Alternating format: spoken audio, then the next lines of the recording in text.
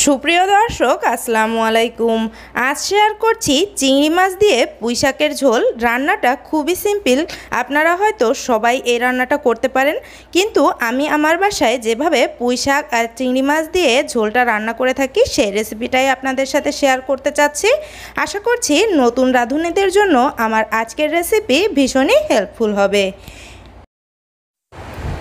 এজন্য এখানে আমি কিছু ফ্রেশ পুঁই শাক নিয়েছি। পুঁই শাকটাকে আমি কেটে ধুয়ে পরিষ্কার করে নিয়েছি। পুঁই শাকটাকে একটু ছোট ছোট করে এভাবে করে আমি কেটে নিয়েছি দেখুন। আর এখানে কিছু নিয়েছি চিংড়ি মাছ। এখানে আমি 8 পিস চিংড়ি মাছ নিয়েছি। চিংড়ি মাছটাকে আমি প্রথমেই ম্যারিনেট করে নিব। এজন্য প্রথমেই দিয়ে দিচ্ছি স্বাদ মতো কিছুটা লবণ। এরপরে এখানে দিয়ে দিব হাফ চা চামচ পরিমাণে হলুদের গুঁড়ি। শুধু লবণ আর হলুদ দিয়েই এ পর্যায়ে আমি মাছটাকে ম্যারিনেট করে নিচ্ছি।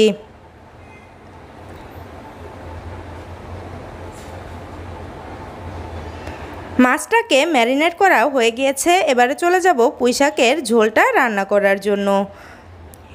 এজন্য চুলায় একটি কড়াই বসিয়ে দিয়ে দিচ্ছি রান্নার রেগুলার তেল।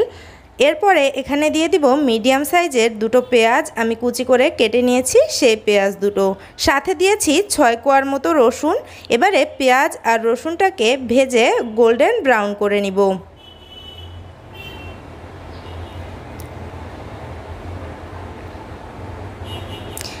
পেঁয়াজ রসুনটাকে ভেজে নেওয়া হয়ে গিয়েছে। এবারে পেঁয়াজ আর রসুনটাকে তেল থেকে তুলে নিচ্ছি।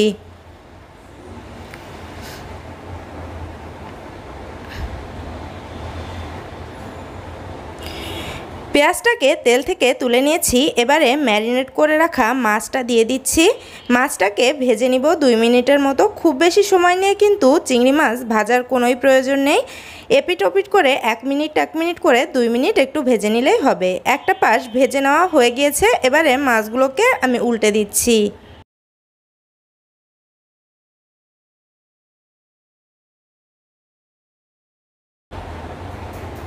মাছগুলো ভেজে নেওয়া হয়ে গিয়েছে। এবার এখানে দিয়ে দিচ্ছি কাঁচামরিচ। কাঁচামরিচগুলোকে আমি মাঝখান থেকে ফালি করে কেটে নিয়েছি।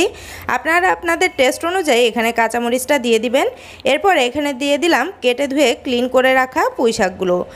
এবারে এই পুঁই শাক, মাছ আর মরিচ একসাথে খুব ভালোভাবে 2 থেকে 3 মিনিট সময় নিয়ে কষিয়ে নিতে হবে। ভালোভাবে কষিয়ে নিলে কিন্তু তরকারির টেস্টটা খুবই ভালো আসে। স্বাদ মতো কিছুটা লবণ দিয়ে দিচ্ছি আর দিয়ে দিচ্ছি হাফ চা চামচ পরিমাণে হলুদের গুঁড়ি।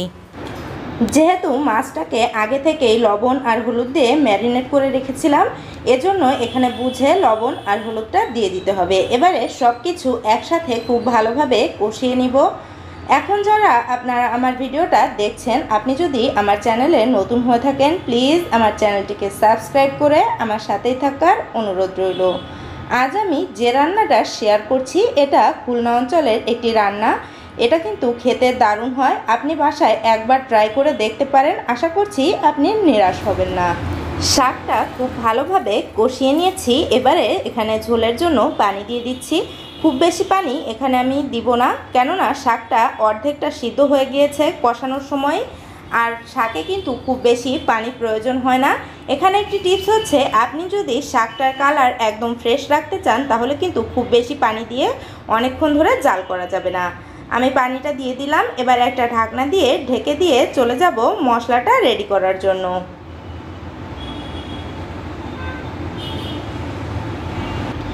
মশলা রেডি করার জন্য প্রথমেই এখানে দিয়ে দিচ্ছি হাফ চা চামচ পরিমাণে ভাজা জিরা আর দিয়ে দিচ্ছি আগে থেকে ভেজে উঠিয়ে রাখা পেঁয়াজ আর রসুন।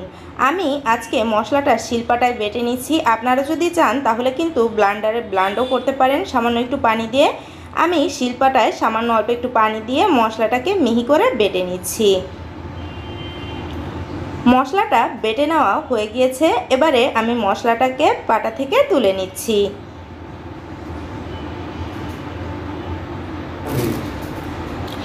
এদিকে আমি শাকে যে পানিটা দিয়েছিলাম সেই পানিটা দেখুন শুকাতে শুরু করেছে। আর শাকগুলোও কিন্তু খুব ভালো সিদ্ধ হয়ে গিয়েছে। দেখুন একটা ডান্টিতে আমি চাপ দিয়ে দেখাচ্ছি, দেখুন কতটা সুন্দর সিদ্ধ হয়েছে। আর শাকের কালারটাও কিন্তু একদম ফ্রেশ সবুজ আছে। এখন এখানে বেটে রাখা মশলাটা দিয়ে দিচ্ছি। মশলাটা দিয়ে 5 মিনিট মতো জাল করে নিব। খুব বেশিক্ষণ আর জাল করার প্রয়োজন নেই, শাকগুলোও সিদ্ধ হয়ে গিয়েছে। আর আমি কিন্তু এরকমই ঝোল রাখতে চাচ্ছি। আপনারা যে যেমন ঝোল খেতে পছন্দ করেন সেরকম বুঝে আপনারা ঝোলটা রাখবেন। খুব বেশি ঝোল রাখলে আবার কিন্তু ভালো লাগে না, এদিকটাও একটু খেয়াল রাখতে হবে। দেখুন এরকম ঝোল আমি রাখবো। এখন আমি ঝোলটাকে কিছুক্ষণ জাল করে তারপরে চুলা থেকে নামিয়ে নিচ্ছি। ঝোলটা হয়ে গিয়েছে, এবারে ঝোলটাকে আমি চুলা থেকে নামিয়ে নিচ্ছি। রেডি হয়ে গেল আমাদের ভীষণ মজার চিংড়ি দিয়ে পুঁই শাক রান্না। এভাবে বাসায় ট্রাই করে দেখবেন। এই রান্নাটা কিন্তু খেতে ভীষণই মজা, সিম্পল রান্না কিন্তু খেতে কিন্তু ভীষণ মজা। রেসিপি ভালো লাগলে প্লিজ লাইক কমেন্ট শেয়ার করতে ভুলবেন না। সবাই অনেক ভালো থাকবেন। আজ এ পর্যন্তই, আল্লাহ হাফেজ।